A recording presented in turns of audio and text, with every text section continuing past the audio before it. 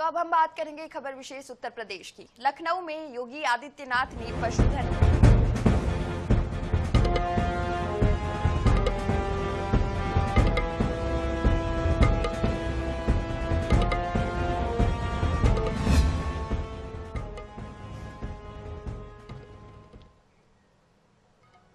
लखनऊ में योगी आदित्यनाथ ने पशुधन विभाग की उच्च स्तरीय समीक्षा बैठक की, जिसमें पशुधन विकास, डेयरी विस्तार, गोवंश संरक्षण और विभिन्न योजनाओं की प्रगति पर विस्तार से चर्चा हुई।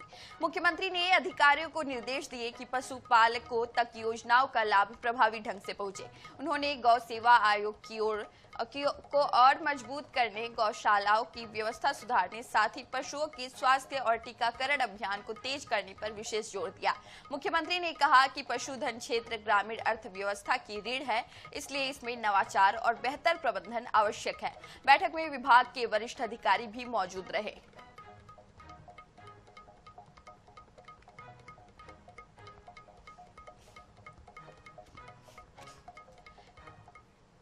वहीं देवरिया में आयोजित एक कार्यक्रम में प्रदेश के कृषि मंत्री सूर्य प्रताप शाही ने सरकार के 9 वर्ष पूरे होने पर उत्तर प्रदेश को देश का ग्रोथ इंजन बताया। उन्होंने दावा किया कि योगी सरकार में कृषि विकास दर 18% तक पहुंच गई है और अनाज उत्पादन बढ़कर 737 लाख मीट्रिक टन हो गया है। उन्होंने कहा किसानों की आय बढ़ाने के लिए 11 लाख मीट्रिक टन अनुदानित बीज और 15 लाख फ्री मिनी किट बांटी गई।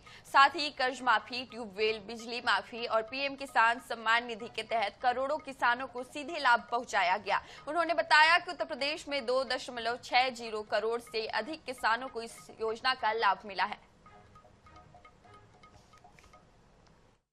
गन्ना की कीमतें 3-3 साल, 4-4 साल तक बकाया रखते थे, जिससे किसान की कमर टूट गई।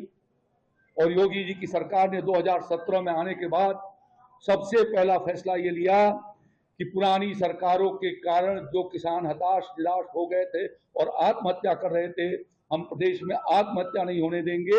और इसलिए उन्होंने ये निर्णय, उनकी सरकार का पहला फैसला था कि प्रदेश के 86 लाख किसानों के हम 36,000 करोड़ रुपए के बैंक के कर्जे जो केसीसी के माध्यम से लिए गए थे, उनको माफ करते हैं।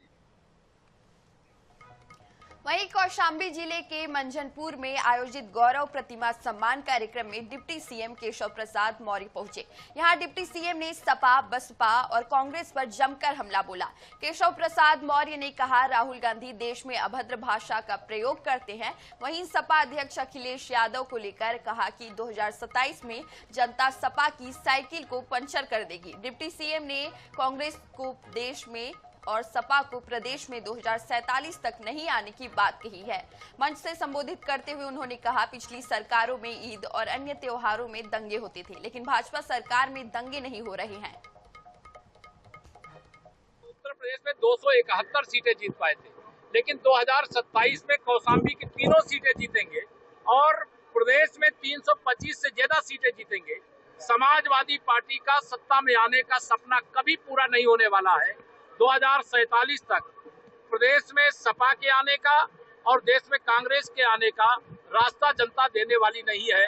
कमल का फूल खिला तो करोड़ों लोगों को घर मिला, राशन मिला, किसान सम्मान निधि मिली, महिला सशक्तिकरण हुआ, रोजगार के अवसर मिले और कानून व्यवस्था चुस्त और दुरुस्त हुई।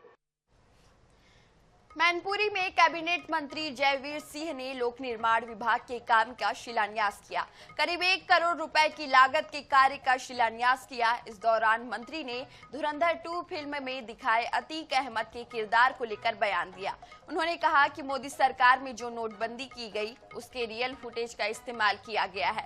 राष्ट्रीय विरोधी शक्तियों के खिलाफ अगर फिल्म में कुछ कहा गया है, इसमें किसी को कोई आपत्ति नहीं होनी चाहिए, लेकिन अगर किसी को कोई आपत्ति है तो न्यायालय जाना चाहिए। समाज के विरुद्ध द्वेष फैलाना किसी भी दृष्टि से उचित नहीं है।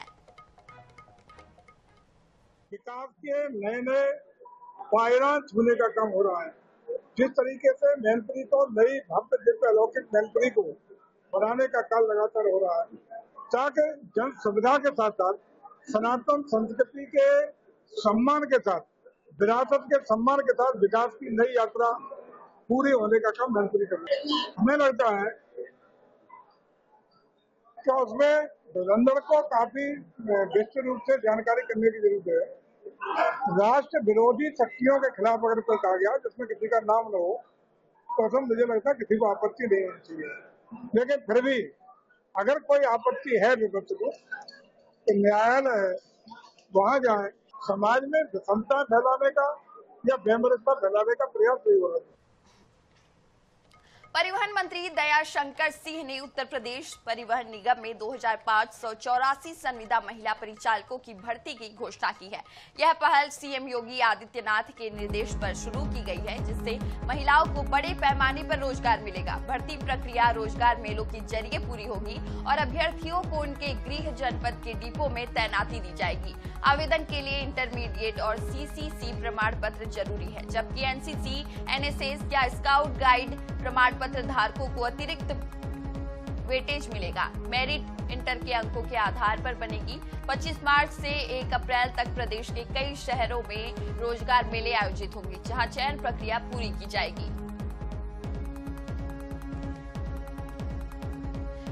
बात कर लेते हैं मथुरा की, जहां सड़क हादसे में फरसा बाबा की मौत होने के बाद मामला गंभीर होते जा रहा है।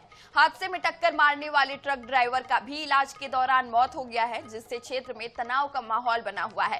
प्रशासन ने स्थिति को नियंत्रित करने के लिए सख्त कदम उठाए हैं। इस मामले में अब तक उपद्रव और हंगामा मचाने वाले 10 आरोपियों को गिरफ्तार किया गया है।